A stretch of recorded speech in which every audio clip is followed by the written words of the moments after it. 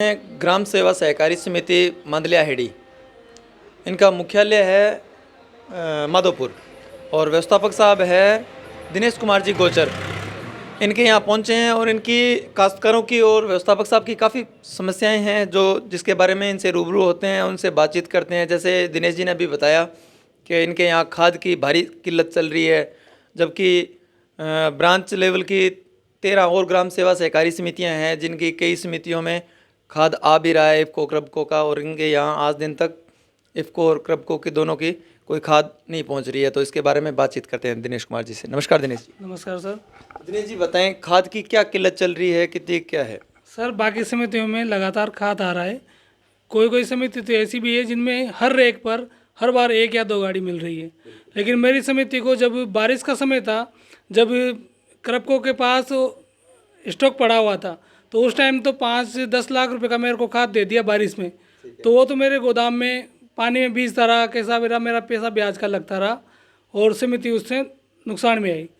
और जब अब किसानों को खाद की ज़रूरत है और खाद बिकेगा, सोसाइटी उससे प्रॉफिट कमाएगी, तो ऐसी स्थिति में न तो क्रबको में खाद दे रही है न इफ़को खाद दे रही है, जबकि समिति के ऊपर कोई पैसा बकाया भी नहीं है। बार बार निवेदन करने पर कोई राहत नहीं मिल रही है, किसान परेशान हो रहे हैं। बार बार किसान आते हैं और परेशान होकर चले जाते हैं, खाद नहीं मिल रहा है।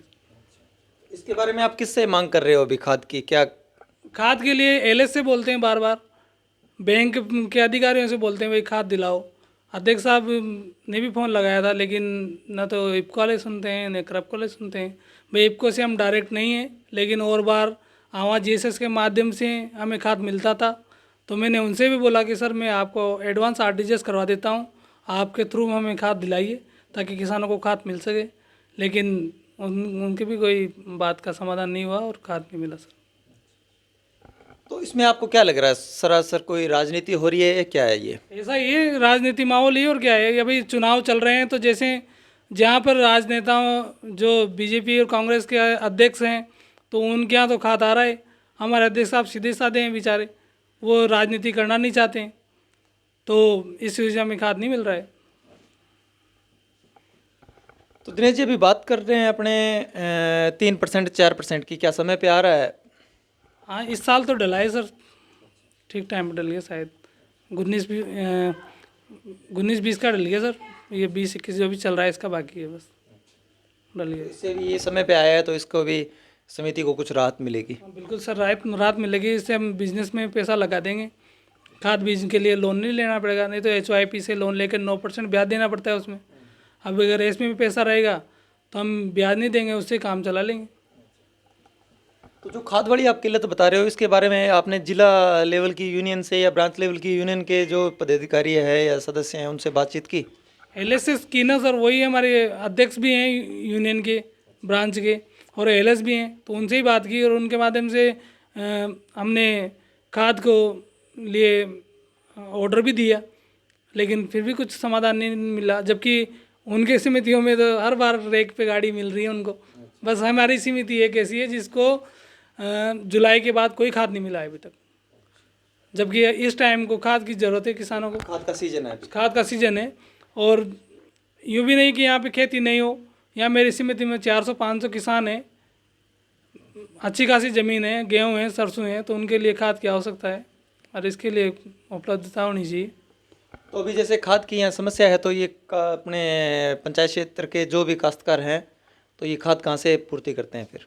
ये ग्राम सेवा समिति से करते हैं, बाकी जो बचते हैं तो मार्केट में जाते हैं, वहाँ उनसे बेचारों से फिर धांधली होती है, ब्लैक मारी होती है।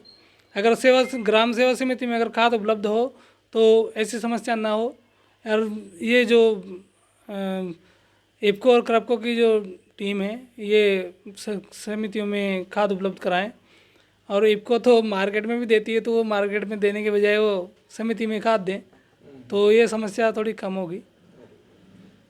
तो हमारे चैनल के माध्यम से आप कोई और सुझाव रखोगे?